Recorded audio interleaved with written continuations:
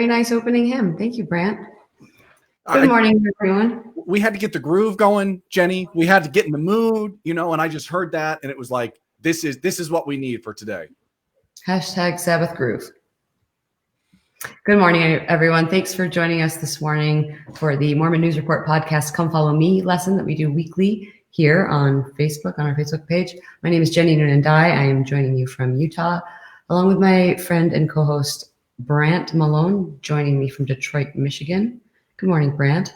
Good morning, Jenny. Good morning, good afternoon, and good evening, everyone. Thank you to Jenny and John for picking up the slack last week. I decided to, crazy thought, for the holiday weekend, go on a trip up to northern Michigan where Wi-Fi was not readily available. So thank you to the two of you. And I'm really excited. It seems like this has been a running theme for us these past few weeks, because as we get further and further into the Book of Mormon, as we get closer and closer to really the end point of the Book of Mormon, it's going to go really quickly. And we're seeing some big dramatic stuff happen in the Book of Mormon that kind of has a lot of parallels to what's happening today. Yeah, it's really interesting, isn't it? The whole thing about history repeating itself, whatnot. Yeah, you're absolutely right. And like you mentioned, we are also joined here to my right by my husband, John Dye. He is the one who is responsible for all the cool graphics and pictures and questions that you see anytime a line comes up on the screen, someone's comment. He's the one who's doing all that. He's basically our producer. I think it's fair to say. The producer extraordinaire. We would not have this wonderful live stream if it wasn't for John doing all of his magic behind the curtain. Quite, or we would, but it would not be what it is, for sure. It would not be that good. Good morning, everybody. John is sharing comments right now from people who are tuning in and letting us know where they are watching from. So thanks everyone for doing that. I see some familiar names and places. Thanks everyone for doing that. Chris in Vegas. Hello. You mentioned, Brant, that we are getting toward the end of the Book of Mormon here and our weekly lessons, which I was thinking about this morning. We have done, except for General Conference, we've done every week since March, beginning of March, mid-March. Yeah, we have. And credit to you, because I know that there have been a few times that a few of us have been under the weather or just not really feeling it. And you've been the driving force to say, no, this is important that we do this, especially because a lot of people just don't have the opportunity to go to church and worship and do a Sunday school together. This is important. And so all credit to you, Jenny, for being really the driver behind this whole thing. That's nice of you to say, especially because this morning I was like, I've got a sore throat. I don't know if how this is going to turn out today, but and I'm glad that you brought that up too, because that's actually gathering together as part of the lesson today. And exactly what you said, a lot of what we're seeing here can easily be reflected in we are living our lives today. Quick side note, or ward business, if you will, class business announcements. For those of you who are listeners to our podcast, apologies. We did not get one recorded last week because of the holiday and other things going on, but plenty of new announcements have come out. And so I think it's safe to say that we will have an episode of the Mormon News Report podcast this week, and it will be chock full of announcements and whatnot. Yes, it will. And especially with the church making some big announcements about trying to get back to normalcy, between a prominent United States senator calling for the Church of Jesus Christ of Latter-day Saints to sell KSL, and it's not for the reasons that you might think. It's going to be a big news show. So I'm thinking, Jenny, probably early this week, you and I should get together and record it, because we're getting close to General Conference season, and when General Conference season runs around, there's always a lot of stuff that we've got to pay attention to. That's true. So speaking of all the things, today is Sunday, September 13th, 2020, and our lesson today is covering the chapters in 3rd Nephi, the beginning of 3rd Nephi, chapters 1 through 7. The title of the lesson is Lift Up Your Head and Be of Good Cheer. And as you read through or listen, if you're someone who likes to listen to the scriptures, do audio recordings as you go, it's interesting that is the title of the lesson, because as we start out things can start to look a little discouraging for the people here. Yeah, Jenny, something that really stood out to me was we knew this was going to happen. We knew there was going to be this escalation of things that happened, and you could tell that. First off, they have a big transition that goes on. Nephi, the elder, leaves. I guess he goes on a walkabout, and all we have in the scriptures is, yep, he's gone, and he's no longer in the picture. We don't know where he went. We don't know what happened. We could all assume that he probably left to pass away. But I think it's very interesting to see that he knew that for his son to take over as the new spokesperson, as the new prophet in that area, that he needed to leave. He needed to be out of the picture. And so his son is now in the position of prophet. And he's having a hard time with some of the stuff that's going on, because as you could see down there in verse 4, there began to be greater sins greater signs and greater miracles wrought among the people. And so you're seeing, he knows something's happening. And while it seems like this is human nature, when there's times that there's incredible good going on, there are times that can have incredible bad going on as well. And I think that was really weighing on him. And I don't really have the scripture up in front of me, but the pleading that he does with the Lord, and the opening remarks that the Lord gives to him, where he says, lift up your head and be of good cheer. Mm-hmm. That's something that I try and remind myself a lot, especially as we go through some difficult times, that we need to, I guess, live in the moment, that there is a bad time going on, but let's not stay in that moment. Let's lift up our heads and be of good cheer. I'm glad that you said that, Brent, and we'll go right ahead to those scriptures. It's actually in 3 Nephi chapter 1. And the first 9 verses of the chapter give kind of the summary that you were just saying. That Nephi, the son of Helaman, just left giving charge to his son Nephi. So this Nephi had all the records. And the prophecies began to be fulfilled. And we see here in 3 Nephi verse 5, but there were some who began to say that the time was past for the words to be fulfilled, which were spoken by Samuel the Lamanite. And they began to rejoice over their brethren, saying, behold, the time is past, and the words of Samuel are not fulfilled. Therefore, your joy and your faith concerning this thing hath been vain. And it came to pass that they did make a great uproar throughout the land, and the people who believed began to be very sorrowful, lest by any means those things which had been spoken might not come to pass. And then in verse 8 it says, but behold, they did watch steadfastly for that day and that night and that day, which should be as one day, as if there were no night. And I'm just going to stop here for a second to just say, as the lesson that we had last week with Samuel the Lamanite making his prophecies, we've got a case here where the unbelievers, and there was a pretty, I think, distinct divide there, it seems. And they were, they're like, okay, time's up. Where's your prophecy? Where's your long day? And then, and the believers, like I said, they were sorrowful. But they kept their faith. They kept watching for that day, for that sign. And then we see in verse 9, now it came to pass that there was a day set apart by the unbelievers, that all those who believed in those traditions should be put to death, except the sign should come to pass, which had been given by Samuel the prophet. Now, no pressure, everybody, but I can't imagine what that would be like to sit there and go, okay, well, it's going to happen on, what's today, September 13th. You better have it by September 15th or we're going to kill you. Honestly, as we always try to do, to liken the scriptures to ourselves, can you imagine? Something that extreme. Again, with the time's up, it didn't happen. And again, for people who didn't believe, who weren't invested in it, it's a very interesting concept to me. Mm-hmm. And then, as you were talking about in 3 Nephi chapter 1, starting in verse 10, now it came to pass that when Nephi, the son of Nephi, saw this wickedness of his people, his heart was exceedingly sorrowful. And it came to pass that he went out and bowed himself down upon the earth and cried mightily to his God in behalf of his people, yea, those who were about to be destroyed because of their faith in the tradition of their fathers. And it came to pass that he cried mightily unto the Lord all that day.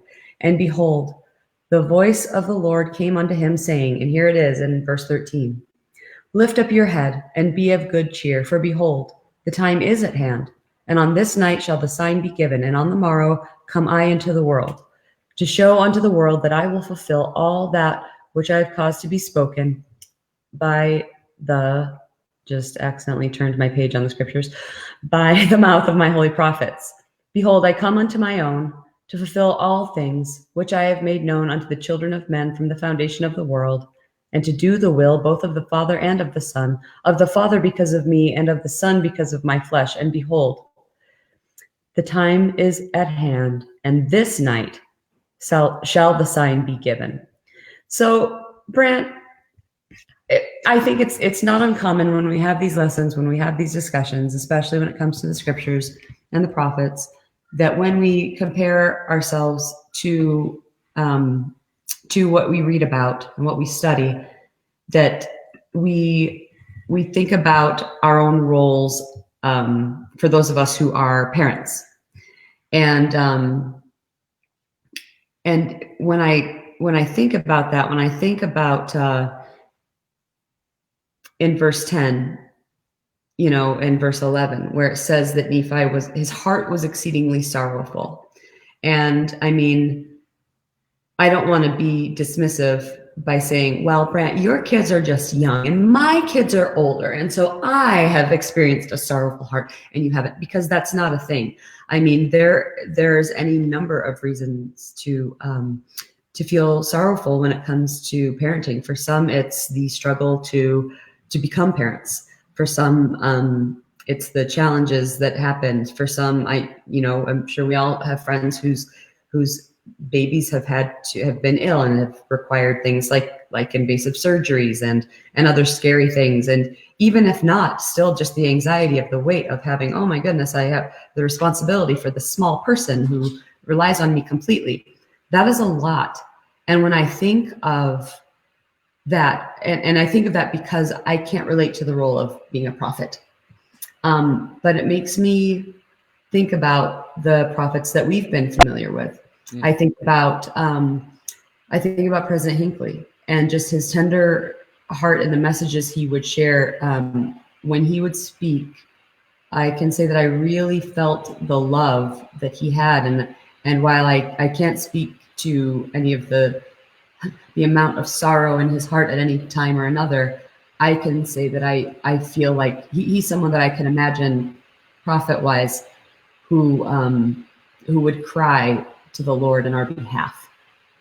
Definitely. Well, and that's a much more serious road than I was going to go down, because I read that, and originally my first thought was, boy, you thought it was tough waiting for Christmas when you were a little kid. Now you've got this on your plate. How are you going to go to sleep that night? Like, you're not going to be able to. Well, I can't do anything. Well, and then it was going to be. If I may, this is also waiting for Christmas. Yeah. I mean, I guess it all works out in the same thing. But Jenny, I'm reminded of. I remember watching the press conference when President Hinckley had passed away, and President Monson was announced as the new president and prophet of the church. And I don't know if you remember it, but I remembered the look on his face. It was as if you could see the weight of that calling weighing heavily on him. And it's been interesting as I've been older and I've seen these press conferences and how different individuals have happened, because I've seen a few prophets now. It's interesting how they all react to it. It seemed like when President Nelson was called as prophet, he was energized, almost as if I have something that needs to be done and I'm ready to go and do it because I know it's got to get done. I believe, if I recall, he was physically sitting on the edge of his seat, leaning forward, right? And that was the crazy thing, because it's like, buddy, whoa, let's calm down here, okay? Like, but at the same time, I think it's great. I mean, just the individual, the differences is really astounding. Yeah, well, and the other thing too is, so you see how they react differently. But the other thing is, and I know when we do our usual weekly podcast, the nature of commenting on Mormon news and being a commentator is we need to look at all sides of things. And oftentimes we try and give voice to the side that might not get the most attention based on a lot of different factors. And so what I'm trying to say is sometimes that involves critique. And I don't ever want my critique when it comes to things like the leaders of our church to be viewed as, well, I could do better. Because that's the thing. I cannot imagine some of the burdens that they are bearing, not just in their personal lives, but also having to hear and meet with the saints. And when they go to places that have been ravaged by natural disasters, by fires, by famine, by whatever you want to call it, to have that weighing on their souls and petitioning to the Lord, asking for reprieve. I can't imagine what that feels like. And so when I think of Nephi in this position, knowing that there's a group out there that said, we are going to kill all of you believers if this doesn't happen by this day, to have them petitioning, saying they're doing the right thing. They're believing and they have faith. We got to give them something. And for the Lord to finally hear those prayers and say, yes, it is coming tonight. And as we see miracles. We see a day with a night, a day without a night, essentially. Yes. The light shines all night long. And if you've talked to people who live in places like Alaska, the first time it's pretty cool. After that, it's not so cool. But to see it, and this is a great picture that John's got up here, to see the sun never go down is really interesting. And I just wonder, as I look at this picture, I wonder that the kids, they're probably thinking, this is awesome. This is so cool. But I wonder what the parents might be thinking in a moment like this, to say, it's coming, that we have had faith and he is here. Yes. I love that. And that's a great point. I'm trying to, again, like, imagine things that might be similar. I just think about a few years ago, the eclipse. Yeah, definitely. That was, for anyone who was in any sort of region where the eclipse, you could see it in any kind of totality. It was actually that President Monson's birthday. It might have been. It was 2017, I think. 2017. It was August, so that's President Monson. Yeah, and just in the middle of the day, and where we were in Salt Lake, it was not a total eclipse. And however, for people who did go, like I know Rexburg was a hot spot for that. They said just for that brief moment, and just how like I actually have chills just thinking about it. How the earth responded to it. Yeah. That the animals got quiet, that like, did the crickets start to, like things that only happen at night happened here in the middle of the day, because that's what the sun was doing. And just how what we're reading about in the scriptures, when that sign came to pass, it wasn't for a brief moment like the eclipse that we experienced, or that we can, and again in a couple of years too, that man, it like you said, Brent, like to think about like the adults, like, okay, here we are. And as we turn to the scriptures, back to 3rd Nephi chapter 1, it came to in verse 15, it came to pass that the words which came to Nephi were fulfilled according as they had been spoken. For behold, at the going down of the sun, there was no darkness. And the people began to be astonished, because there was no darkness when the night came. And there were many who had not believed the words of the prophets. Again, here are the unbelievers, who fell to the earth and became as if they were dead. Which I'm guessing is just like they were so surprised, like, oh man. Hey, can I also can I comment on this too? No. There are so many instances in the Book of Mormon where people, when they're surprised, right, they fall to the earth as if they were dead. Is this cultural? What do we have going on here, right?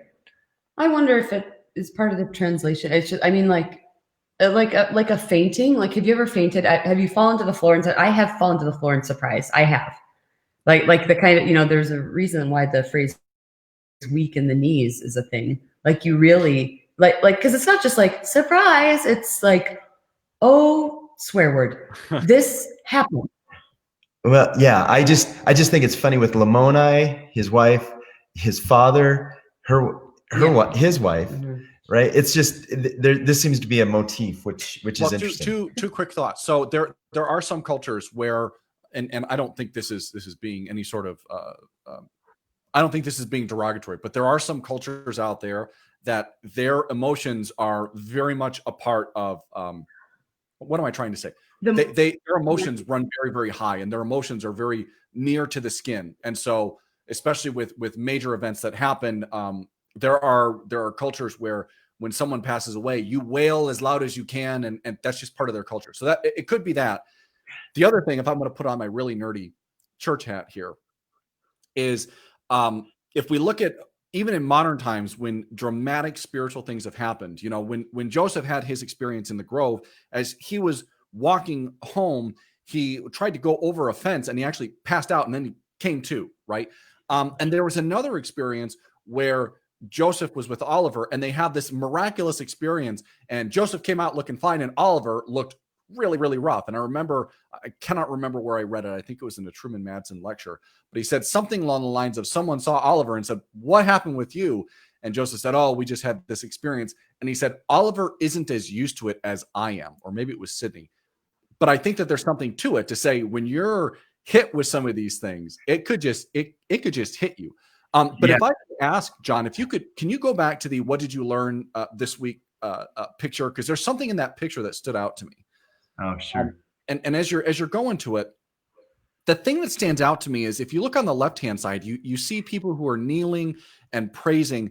And what I really like is if you look at the bottom, it's almost as if you have this group of people that have all come together and they're trying to figure what's going on here. What is this?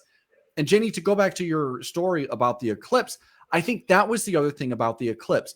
It captured, at least in the United States, because the eclipse went through the United States, it captured everybody at my work. I remember seeing on Twitter that it was happening in certain parts of the country and people were taking pictures. This was something that affected everybody. And it was this communal experience that happened. And that's why it's so interesting. And I'll plant my flag and we can come back to this. It's so interesting as we go to the next chapter, there's things that happen there that we see, even though there's this great community thing that happens, we see how quickly people forget these things. Mm-hmm. Yes, that is true. And I, back to what you were talking about, Brant, about even in modern times, and John, what you were talking about, in the scriptures. This isn't doctrine. But I remember one of my first youth conferences, if not my first youth conference, and thank you, Jacob Osler. It was with Sidney Rick. Yeah, they were upstairs in the John Johnson home, got 76th. There we go. 3 degrees of glory. Yep. I remember learning at one of my first youth conferences about how sometimes if you're in a testimony meeting or any sort of meeting where the Spirit is really present, and again, this might be sort of a left turn, but the part of that communal feeling of a collective feeling of the Spirit that's available is from each of us who are in attendance, part of our spirits contributing to it, which if you are expending energy, then that's going to make you kind of tired. Yeah. Well, and Jenny, that goes back to this idea. It goes back to this idea that you and I have had, that there is something to be said about group worship and these communal experiences that we have together. There is something there. I think there's a reason why when we go to the temple, we don't go individually. We are with a collective group of people. There's a reason why when we have, and John's showing a great picture here, when we do have sacrament meeting and we do bear our testimonies, it's a communal experience, and it's usually an experience that people remember for the rest of their lives. And I just think it's really interesting. And if you don't mind, I'm gonna go ahead and grab the steering wheel and we're gonna go down a different road. But it's really interesting that when you look in verse 1 of chapter 2, they have this fantastic experience, and it seems like the entire community of the Lamanites or the Nephites come together, and there's a little pocket of stuff that's out there. But for a few years, they're doing okay. This happened in year 92, the birth of Christ. By the time we hit chapter 2 of 3rd Nephi, verse 1, it says something interesting. And the people began to forget those signs and wonders which they had heard, and began to be less and less astonished at a sign or wonder from heaven, insomuch that they began to be hard in their hearts and blind in their minds, and began to disbelieve all that which they had heard and seen. And when I first read this, I thought to myself, come on, man, you got to be kidding me. How could you forget something like that? But if you don't mind, I'd like to do a little test of everyone's knowledge, okay? Ready for this, Jenny? Oh, what could go wrong? What could go wrong? All right. So 9/11, the anniversary of 9/11 was on Friday. 9/11 happened on September 11th, 2001. How many years ago was that? Do you know? 19. 19 years ago. Do you know that 9/11 was closer to the fall of the Berlin Wall than it was to today? Yes. Because our time gets really skewed based on the times and seasons which we live. Here's a couple other ones that stand out to me that as I was thinking about this, trying to understand how this could happen. Do you remember the song 1979 by the Smashing Pumpkins? Mm-hmm. That was released in 1995. That's the equivalent to a band today writing a hit song called 2004. Nirvana formed in 1987. That was 33 years ago, which is really crazy for people who are older like you and I, because we remember when Nirvana was a big deal, this new up-and-coming band. That was 33 years ago. SpongeBob first aired in 1999, and this blew my mind. Some high schoolers today have never lived in a world without SpongeBob. Oh, yeah. And the big one that I almost had to call bullcrap on this one. That 70s show came out in 1998 and was based 22 years in the past. If it came out today, it would be about a high school set in 1998. Wow.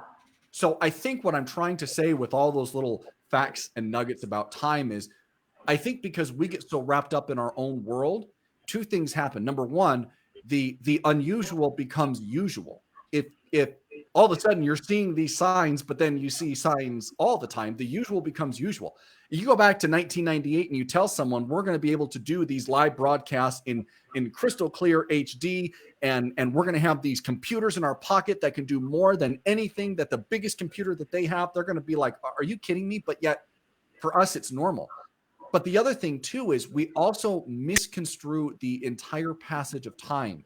And I think that that's the benefit of having some who are older in charge of the church, is they can quickly rely back on times that they lived in, because they lived it. You know, if you lived through world wars and major developments, you have the context for that. At the same time, what that also does is things begin to smush together. Mm-hmm. And I'm not saying that about the leaders of our church, but what I'm saying is for we as people, when I realized that 9/11 happened 19 years ago, and doing the math in my head, I'm 36 years old. I was 16 when it happened. Wait a minute here. That doesn't, no, I was 15 when it happened. That almost doesn't compute. No, I was 16. I was 16 because it. You know, Okay. No, 17. I was 17. You went on your first date. Got it. You went on your I was first 17 years old. I was a junior in high school, 17 years old. But the point of it is to sit there and say only 5 years. Only 3 years had passed. What went on during those 3 years that you got to a point where people quickly began to forget those things? I think that's the astonishing thing to me. Well, and to a point that you often make, Brant, you always say that if you could give any advice to missionaries going out, it would be to write in their journals. And I feel like keeping personal records, as we see the importance of, that's exactly what we're studying when we study the scriptures. That helps us to remember our experiences. I'm sure there are, anytime I even this past week, I saw some tweets and posts from people that are like, oh my goodness, I found my journal from, this year, and man, is it funny. But it is important that when we have these experiences, that we write them down so that we can remember. The word remember is in the Book of Mormon. Anyone know off the top of their head? 223 5 times. No, many, many times. And for good reason, because of the importance of what you were just talking about, Brett, about forgetting. And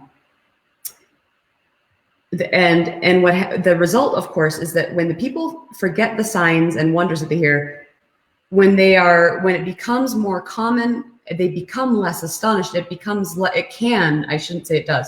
become less of a special thing. And that all relates to our conversion. It relates to our relationship to the Savior. And I want to just take a minute. People have been so great about letting us know where they're watching us from. So thanks to everyone for doing that. I want to put a question out there, and I'd love to get some feedback of, in back to chapter 1, just toward the end of it, it talks about let's go to 3rd Nephi chapter 1, verses 27 through 30. And it talks about the rising generation. It says, and it came to pass that the 90 and 3rd year did also pass away in peace, save it were for the Gadianton robbers who dwelt upon the mountains, who did infest the land. For so strong were their holds and their secret places that the people could not overpower them. Therefore they did commit many murders and did do much slaughter among the people.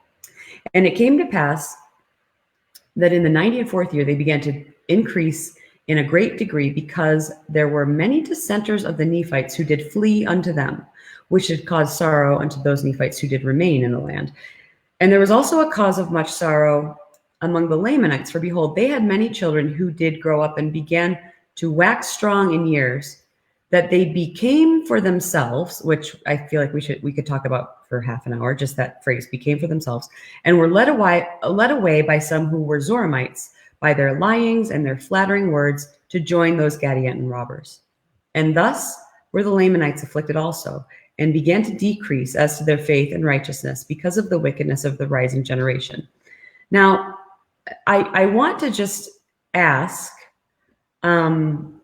those who are participating, how can we not only help our own faith and our own, process? We've talked about how conversion is an ongoing process, but also those who are of the rising generation. I'm not going to go so far as to say that the rising generation is wicked, because I don't think that is a thing. I don't think that generations generally at this point are wicked or not.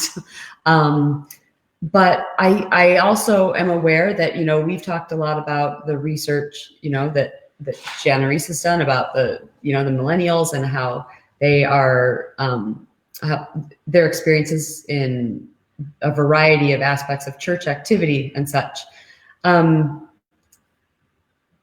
It is clear, I don't even think we need to enumerate them, the challenges that this generation has that previous generations did not face. And it is a lot. I'm not saying it's more or it's less, but it's a lot, and it's constant. It's an onslaught of challenges that they are facing. How can we help the rising generation stay true to the gospel? And I'm just going to go right ahead and just say, well, actually, I'm not going to do that. I do want to go to a comment shared by Chris, who says, I've learned to write down spiritual experiences. When my husband died, a friend gave me a journal, which really helped me to write my thoughts and feelings during that time. I've faithfully kept a journal now for more than 15 years. That's really special. I know that we're coming up on almost 20 years when my son passed away, and at the time I remember being in the moment, being able to at least have enough presence of mind to say, I need to write down what happened. And I did. And it was excruciating. And it was also healing. And as I've returned, there are details. When a big thing happens, maybe especially when a catastrophic thing happens, we think we're going to remember. And because of the passage of time, because of the experience as humans, we often do not. And so it is helpful for those things to remember those things. But quickly, yeah. we talked about missions, and for me that was one. You would think you go on a mission and the big things you're going to remember, but as I've gotten older, I forget more and more and more. The other thing is, for me, I didn't have something as serious as what Chris had or what you had happen. I was in a fairly serious car accident when I was in college, where I was crossing the street and I almost died as a pedestrian. And it's one of those experiences where I can go through and tell you everything that happened, but I think just being able to recite the facts, being able to tell you, yep, this is the road that it happened, that's one thing.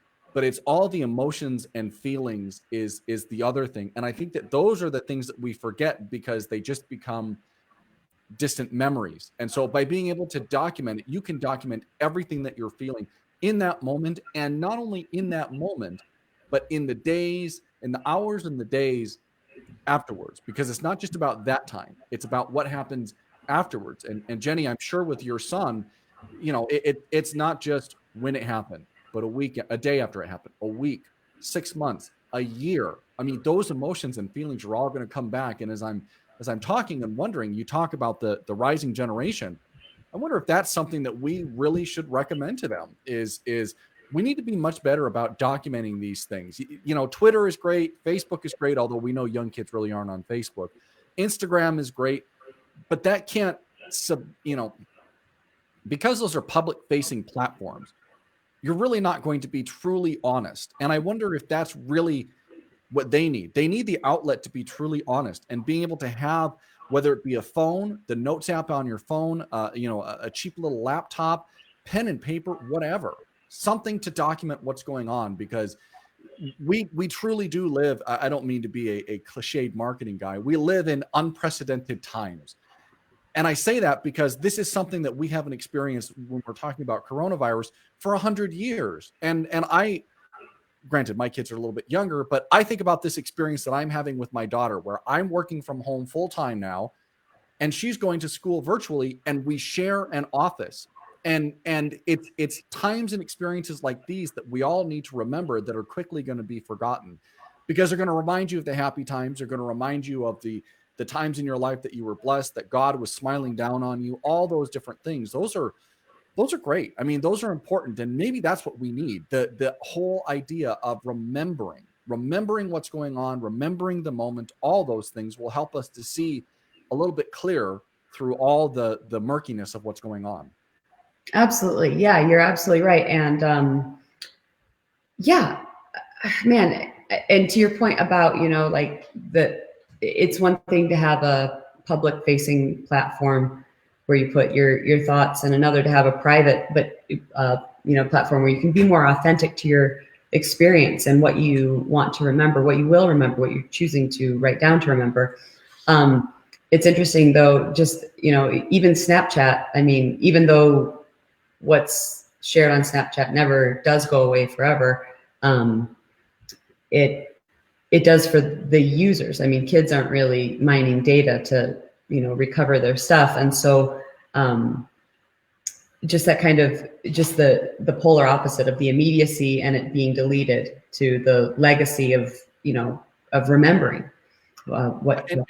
and we've talked a lot about Artist Partial and all the great work that she's done with the Who We Lost project that was focused on the 1918 pandemic. Being able to have those records are just so valuable, not just for historians, but for families as well, be able to pass that along. And I'm really glad, and this is another left turn, I'm really glad that you mentioned that, you did not want to put into the lump of the rising generation all these things that we got to fix with kids these days. I've worked with the youth for gosh, I mean, I'm going on 11 years now where I've almost been consistently working with the youth. Jenny, I know that you have a long experience working with the youth and with your children who are youth age as well. There are so many times that these kids absolutely astound me and amaze me.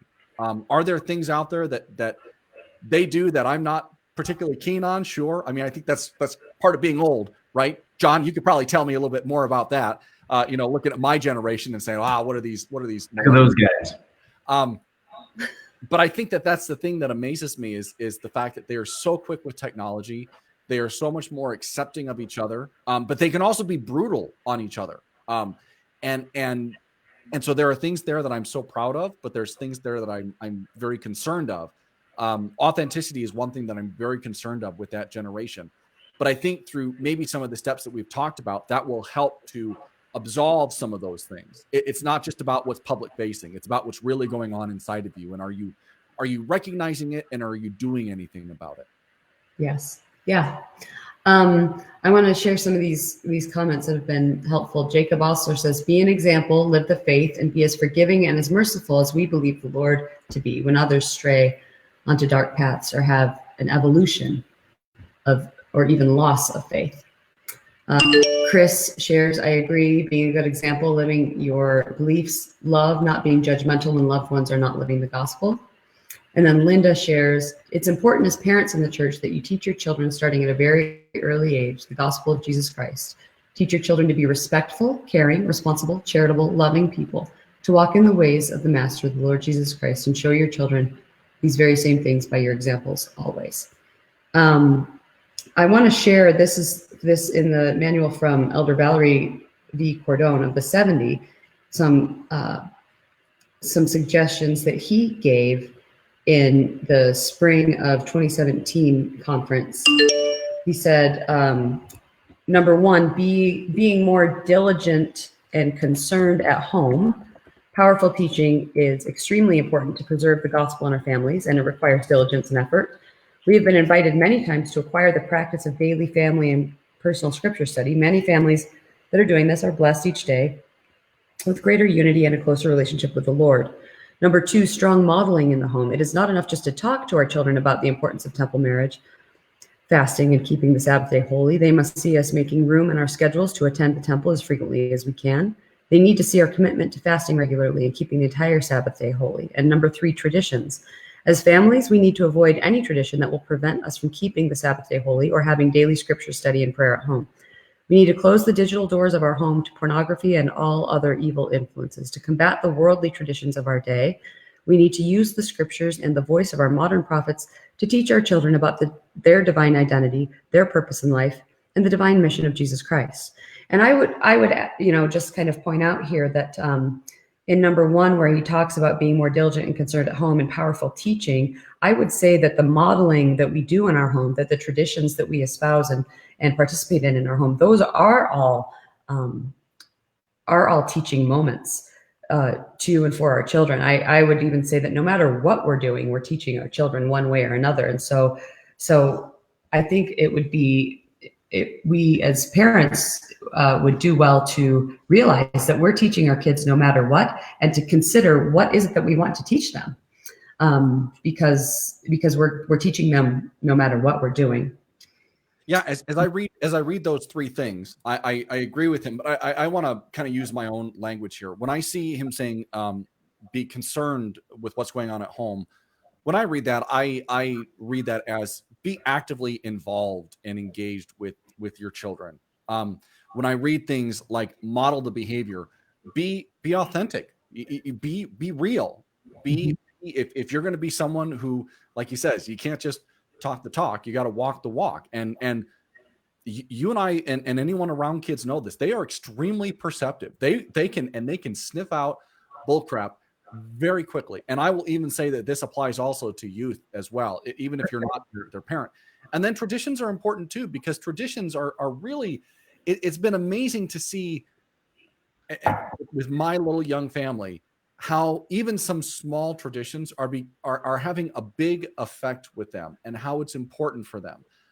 We've got a tradition in our family where we watch my wife and I, for as long as we've been married, on Christmas Eve, we always watch It's a Wonderful Life. And I'm so excited for my kids to have that be a part of their tradition as well. It's that repetition, and not so much what you're actually doing, but the fact that you're all together as a family that is the most important. And so if you think about it in a church context as well, yeah, he's exactly right.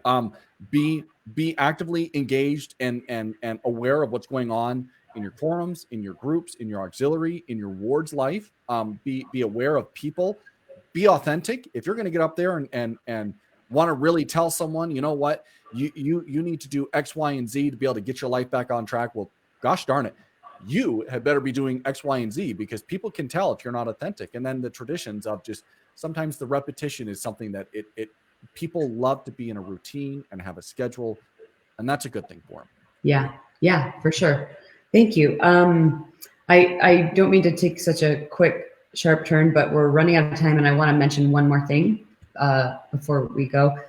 So yesterday, my husband had to work all day on a Saturday. They had a big week at work, and so when he was finished, he came home and picked me up, and we went on a date. And one of the things that we did was we went to a store to look at some things. Who is this again? I love it. Barbara Garrison.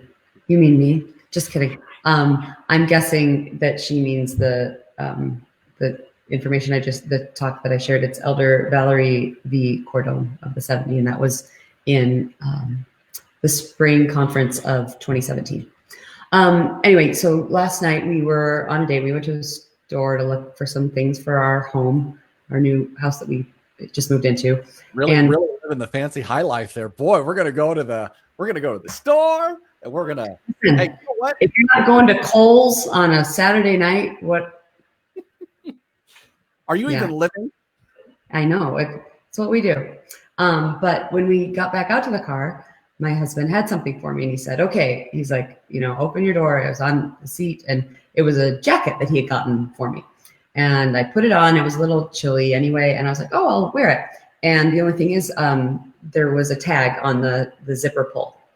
And so I was like, oh, if we're going to, I want to make sure that I can get it off. And I said, do you have any scissors? And he said, no, I don't. And so we kind of looked for just stuff that we had in the car that I could cut this string to get the tag off. And finally we found a pair of tweezers. So what I did was I looked at the string and noticed that the string was made of 3 smaller strings. And so what I did was I pulled those 3 apart, and then was able to use the tweezers to just kind of yank it and like break it apart. My point being, there was strength in the 3 strings together, because with the 3 strings together, I couldn't break it apart. But once I separated them, it was easier to break the strings to get the tag off. And that's just kind of what I think of when we talk about why it's important to gather together when we can. Obviously, with a pandemic, it's an emergency. We've been put in March in the position where we had to stop, or at least slow, the spread of the virus.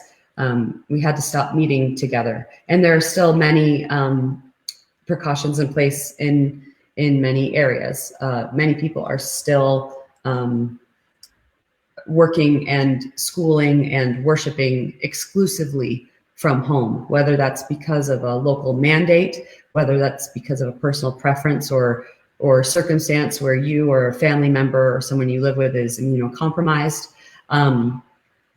And even in our, again, Brent, you kind of teased this, but we've had some announcements this week that we'll talk about on our podcast this week about meeting and changes in recommendations for meeting for sacrament meetings and such. Even in the temples, some are closed, some are open, at different stages and different phases. The goal is to be able to, for those who can and for those who are able, and where and when it is safe, to worship together. Because when we can worship with others, there can be strength in that. There's a reason why many animals move and operate in herds. There's strength in numbers, and that is at the crux also of why we do this weekly Come Follow Me, to reach as many people as want to join, as need this kind of community, even though it's digital, even though it isn't in person. We want to do it because there can be strength in numbers, and we want to provide that for anyone who might need it, who, maybe you are able to meet in person for worship on the Sabbath, but this is something else that you want to do also. Awesome. Maybe you're not able to, and this becomes a version of your church. Also awesome. Thank you all for being here. I just wanted to mention that about the strength of numbers, because that is something that was also talked about in the study this week, that when the righteous gather, the Lord can strengthen and protect them in their valiant efforts as they strengthen each other as well. Definitely. I don't have anything to add. I think that was a great way to end. John, do you have any? Well, just even to add to that, the chapters go into that, right? When the Gadianton robbers are going after the Nephites, that's when they decide to band together and all come together. And again, that unity and strength come from being together. So some of the people had to give up their homes and their lands, but they all came together. They basically entrenched themselves for 7 years, right, to wait this thing out and see what would happen. But it was either that or join the band of Gadianton robbers or die. And so they did that. They understood that there was strength. So very good. Yeah. So again, thanks everyone. Thanks for all the comments. I want to just quickly also mention that next week's lesson, we're going to meet again here online next week, Sunday, September 20th, 2020.